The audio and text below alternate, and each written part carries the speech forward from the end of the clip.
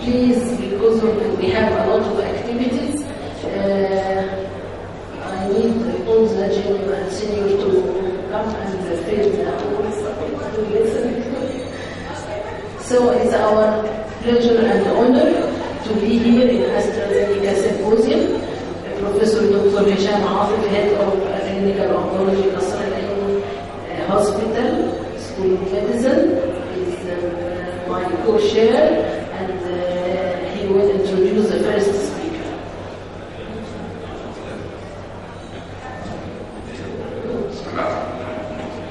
Thank you very much, Professor Hill. I'm really pleased to share this session side by side with a great professor like Professor Hill. Our speaker today is my friend for the past 3 years. We have known each other and we have worked together. He's Professor Albert Finch. He's a professor of clinical oncology at the Gaziantep University in Turkey.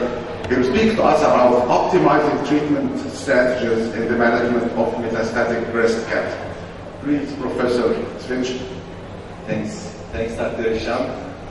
So it's an honor for me to be here with you at the Bridging Gaps in Oncology meeting.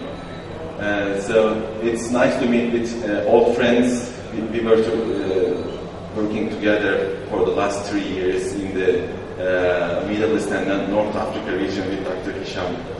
So I'm going to talk about optimizing treatment strategies in management of ER-positive, HER2-negative metastatic breast cancer. And I'm going to focus on fulvestrant. But first of all, I would like to introduce myself as I'm working in Gaziantep University as a medical oncologist.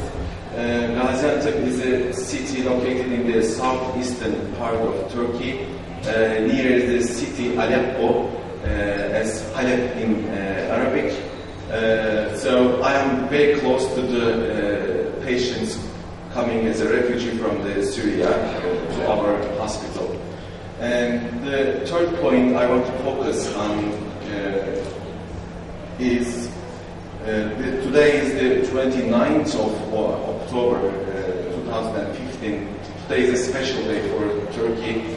We are celebrating the National Republications Day for Turkey. So there are many colleagues from Turkey, so I celebrate also the National Day for all of them. So the agenda includes, I'm going to talk about the mechanism of action. I will talk briefly about the dose history. I will give the review on the clinical trials. Just focus on ASCO 2015, what's new in the area. And finally, finish with the guidelines and maybe a suggested algorithm for the advanced breast cancer in ER-positive manner. So, while focusing on the hormone receptor positive HER2-negative metastatic breast cancer, so I need to emphasize that we want patients to live as long as possible, but with the best quality of life. And to achieve this, we need a maximum disease control, maintain or improve the quality of life, and prevent serious complications. And our goals include to improve response to endocrine therapy, to prolong duration of PFS, and of course, delay the start of chemotherapy protocols in those patients. You can also use evidence based on tumor biology to choose the most effective treatment approach.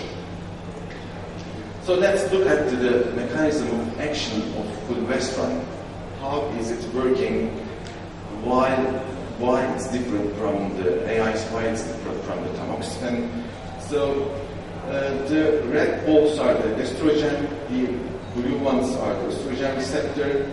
So if you look at the fulvestrant not only competitively binds the ER and creating a conformational change, but also it accelerates degradation of ER and inhibiting both receptor dimerization and translocation in those patients.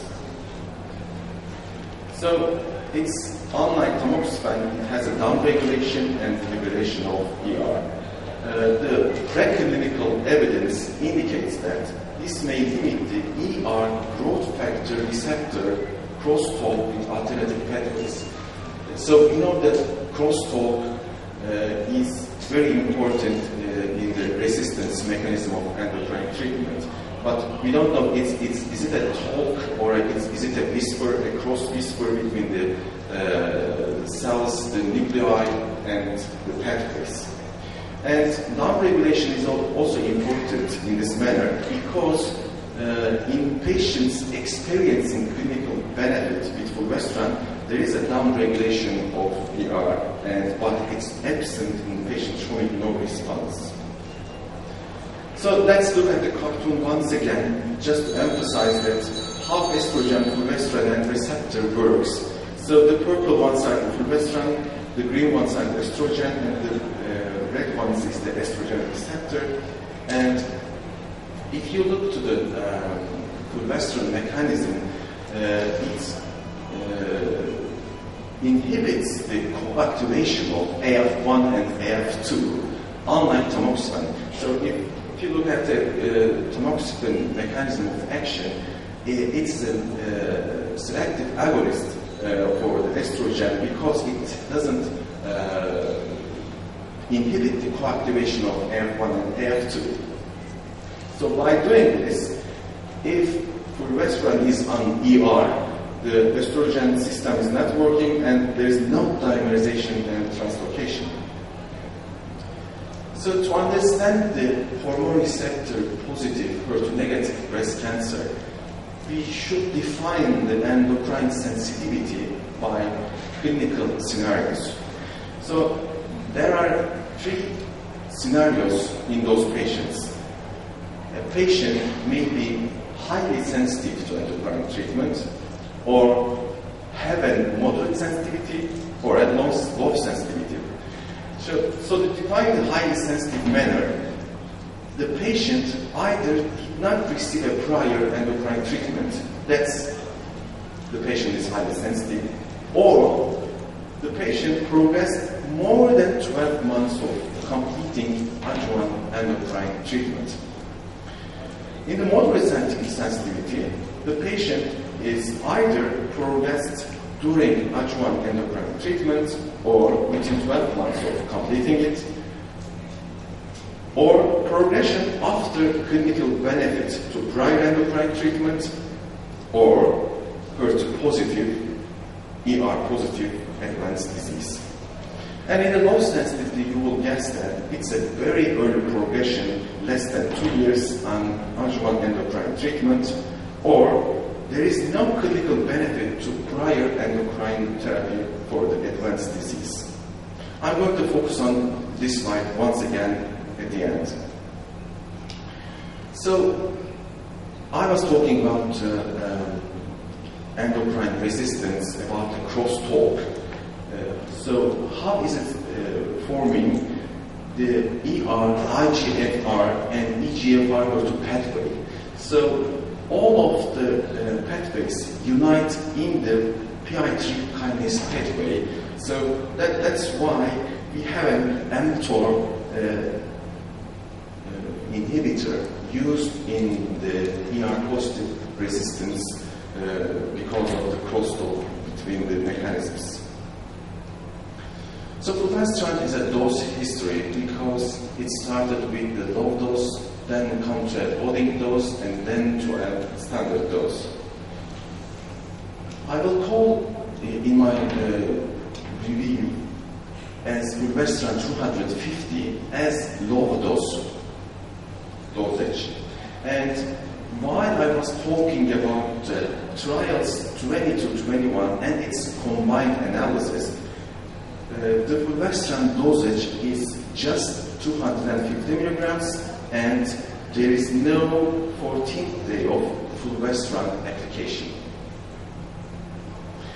While I was talking about effect trial, the fulvestrant 250 and 500 milligram dosage together, it's called the loading dose because On day 0, there is a 500 milligrams of fulvestrant, and there is also a 14th day of fulvestrant application.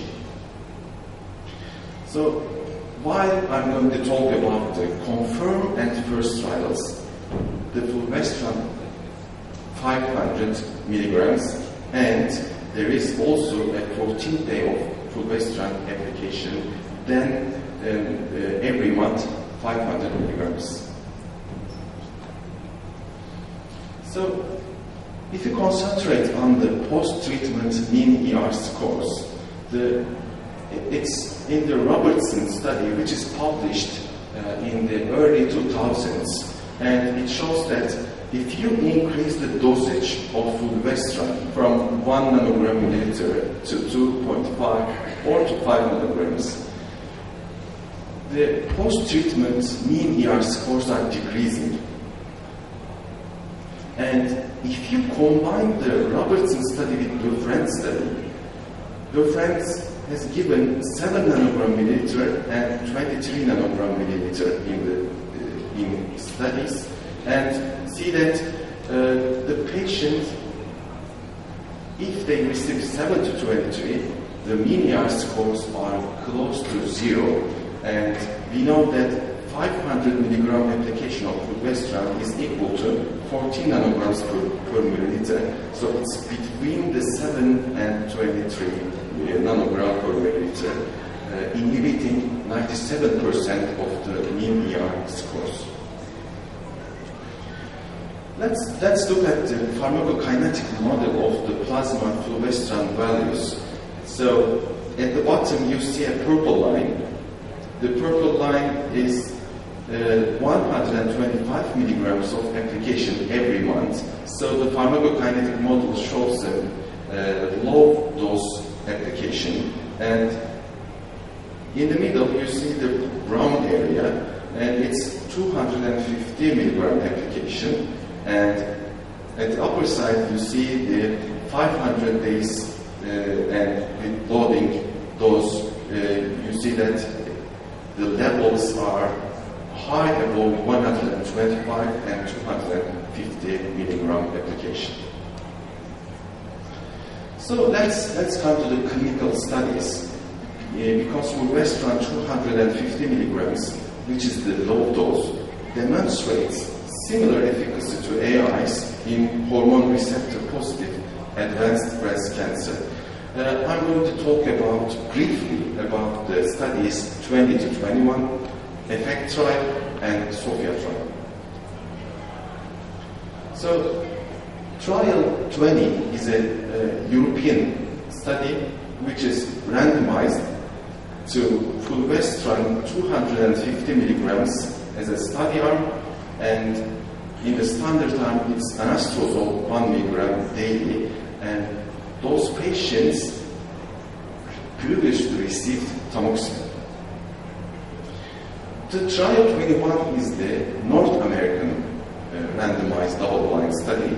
It has the same application of anastrozole 1 milligram daily to fulvestrant 250 milligrams as the study arm. You may see that in those times, in the very early of 2000s, we have many studies dealing with the ER/PR unknown and ER/PR negative histology.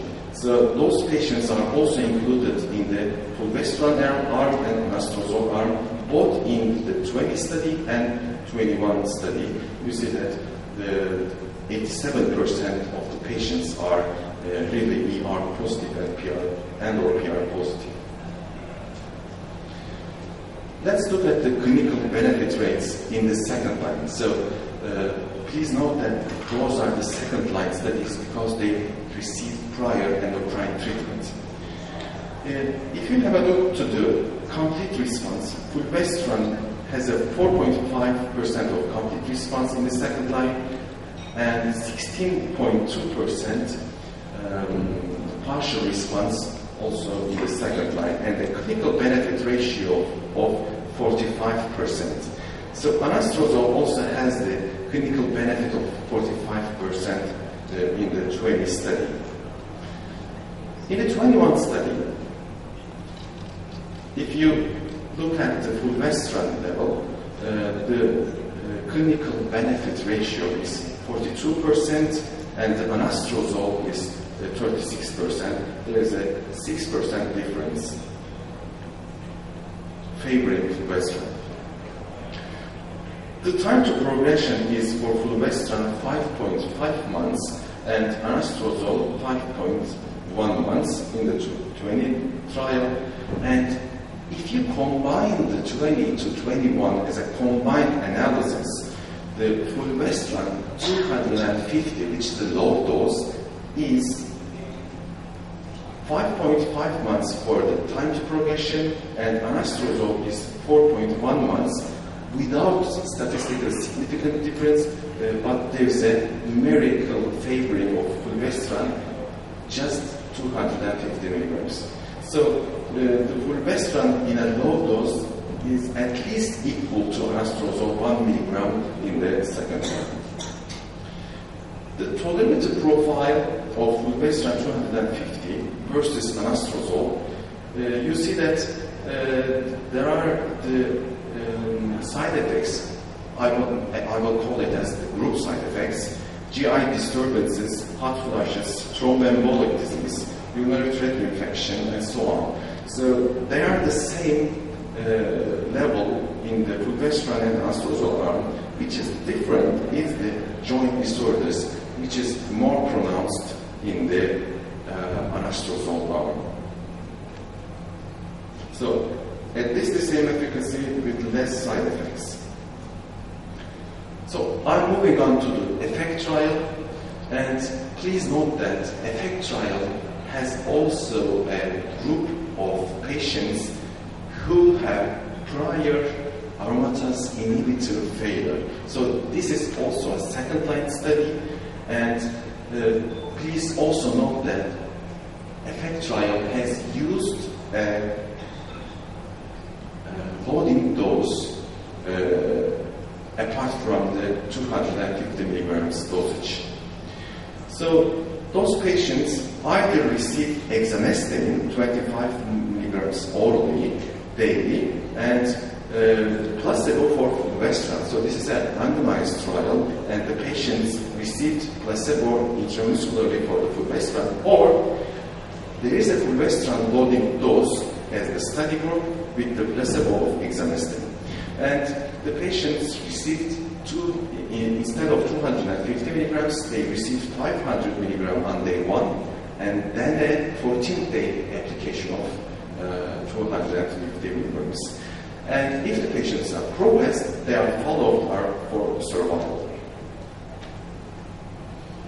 Let's look at the pharmacokinetic model again, because the green line, you see that it's the fulvestrant 250 milligrams, and the blue line is the fulvestrant 250 plus a loading dose. So you see that there is only a slight difference in the blood levels just in the 56 days, just in the 2 months, in the very first 2 months.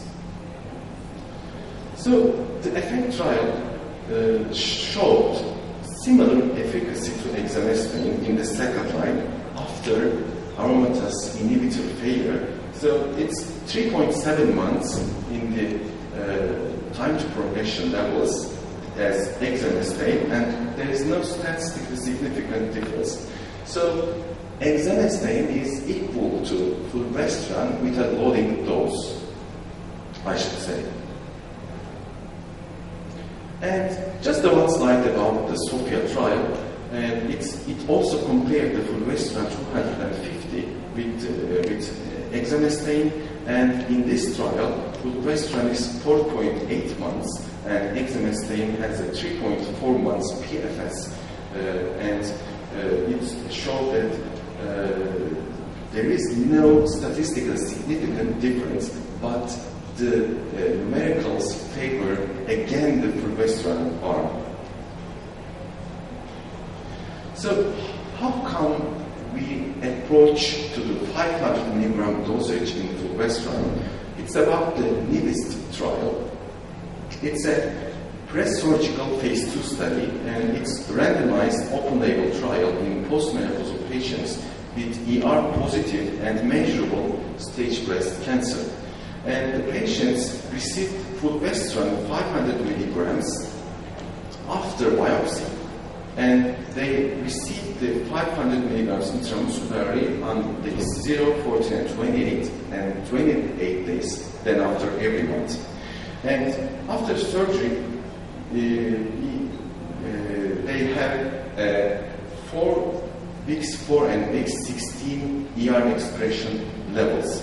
You see that the median levels at week 4, Chi-67 significantly reduced more than 250 milligrams, and there is also a reduced ER expression significantly more than the 250 milligrams. So after the NIBIST trial, fulvestrant 500 milligram and not the 250 milligrams should be the recommended dose.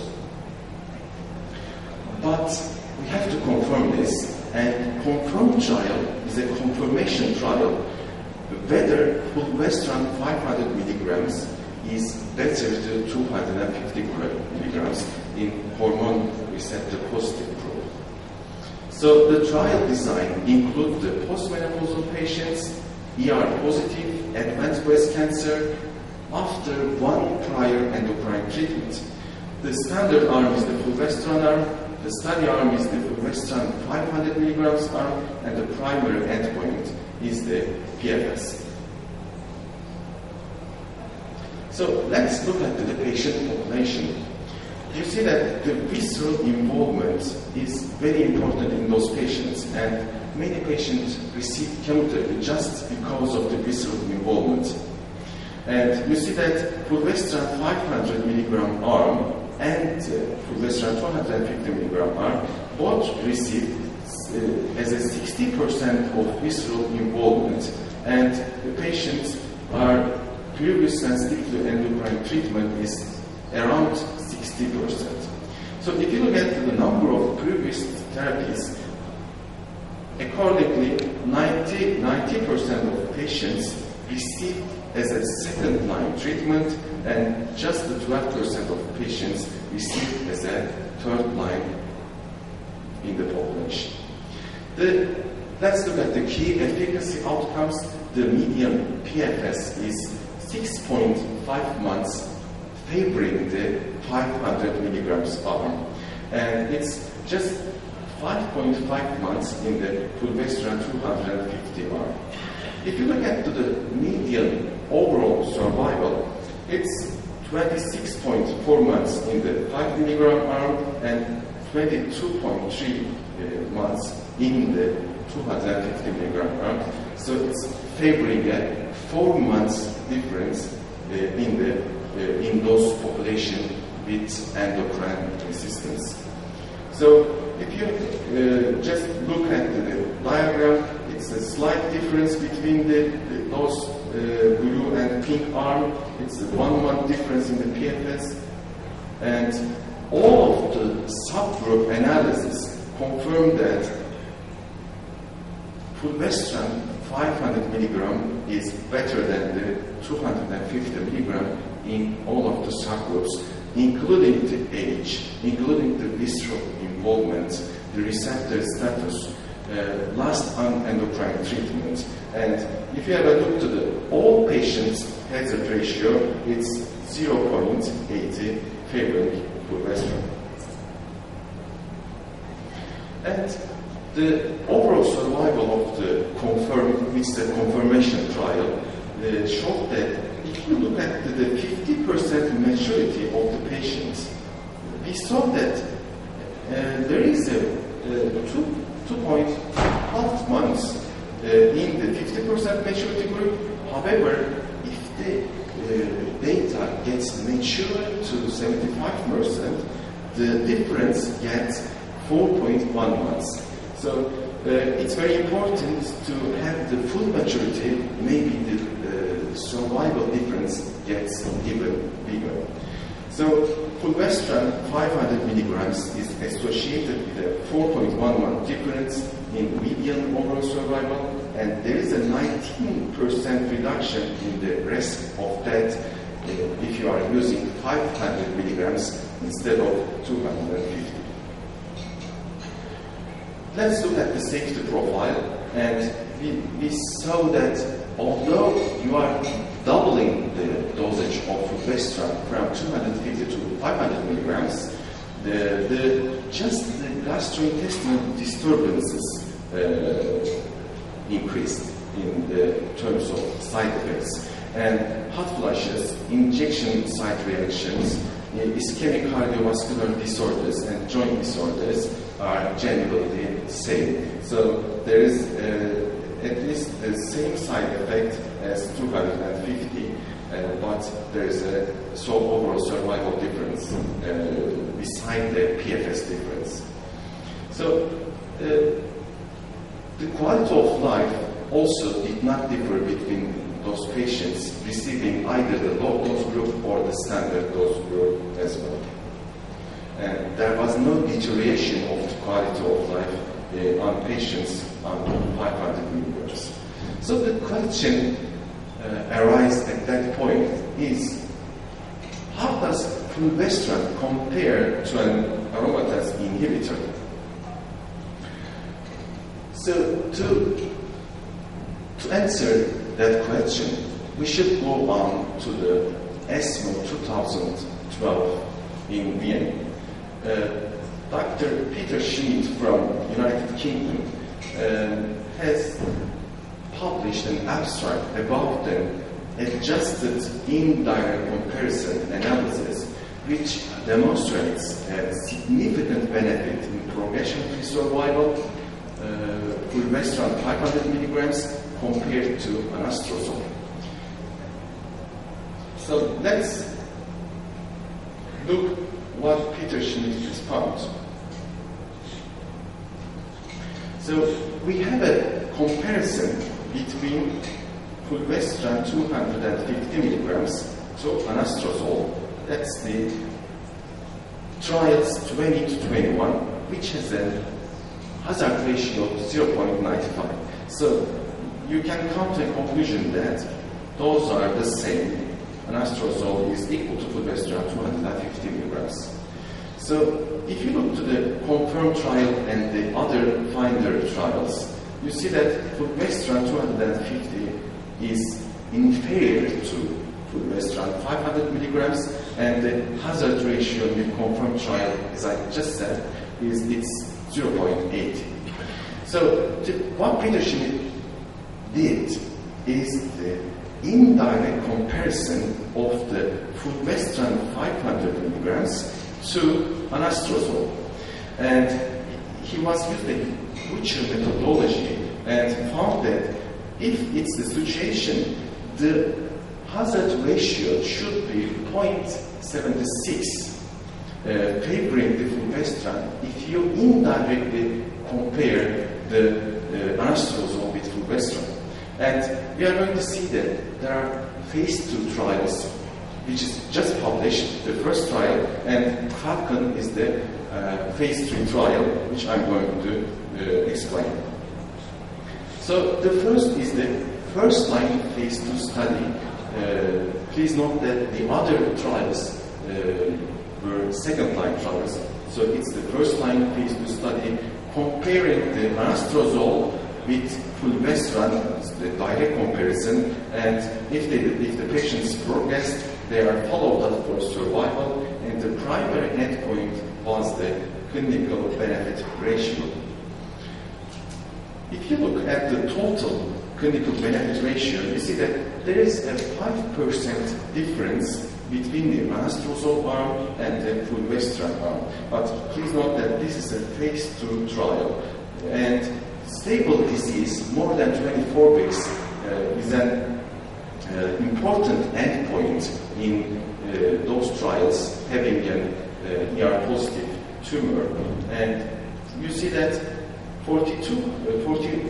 nearly 42% of patients on the fulvestrant arm has a stable disease, and 35% of patients on anastrozole has a stable disease more than 24 weeks, and favoring the fulvestrant 500 milligrams.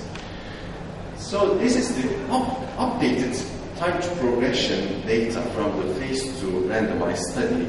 The fulvestrant 500 milligrams directly compared to anastrozole as a phase 2 study. And we see that the hazard ratio is 0.66.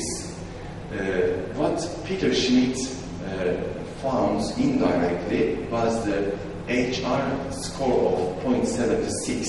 So it's even better than what Peter Schmidt finds, and you see that the pink line and the yellow line differs very much, and the median time to progression is 23.4 months in the fulvestrant arm, and it is just 13.1 months in the anastrozole arm.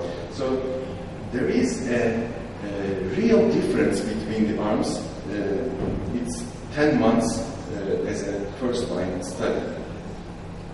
So the overall survival analysis also showed that the median overall survival is 54 months in the fulvestrant arm, and it's 48 months in the anastrozole arm, favoring fulvestrant again as a 5.7 months difference between the arms.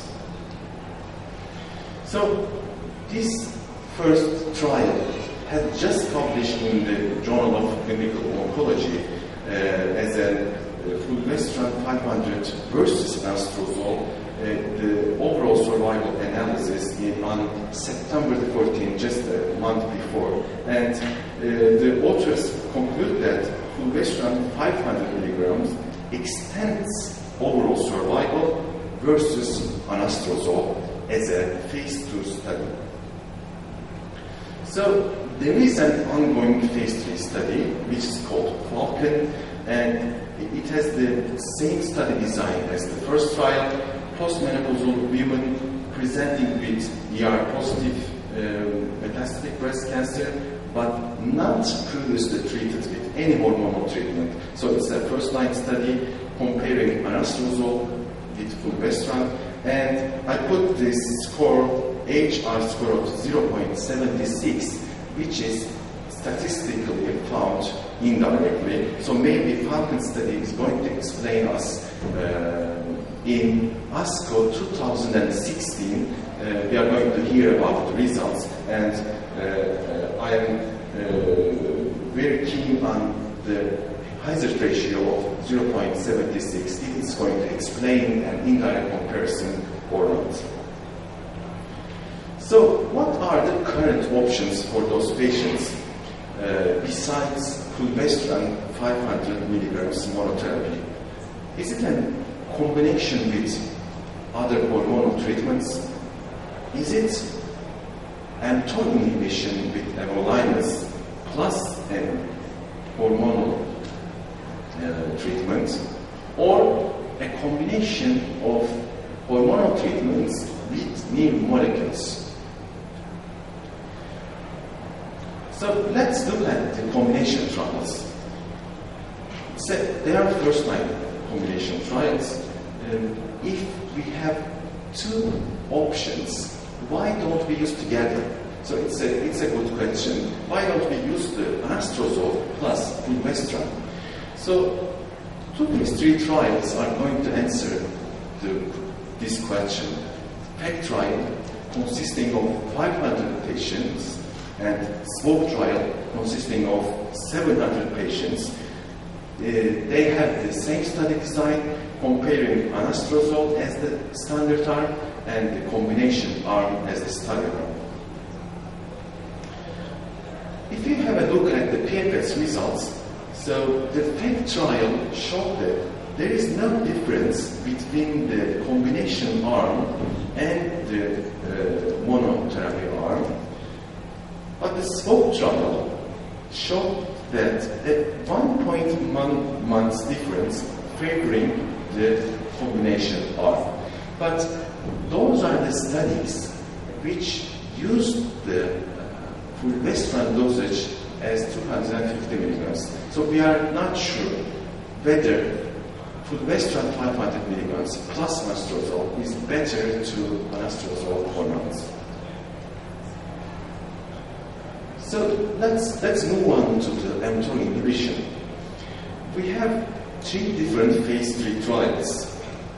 We have a trial comparing the fulvestrant 250 to exemestane, and we know that the PFS and the overall survival hazard ratios is just around 1, so exemestane is similar to fulvestrant 250. We have phase 3 trials comparing the low dose with the standard dose, and we know that its PFS is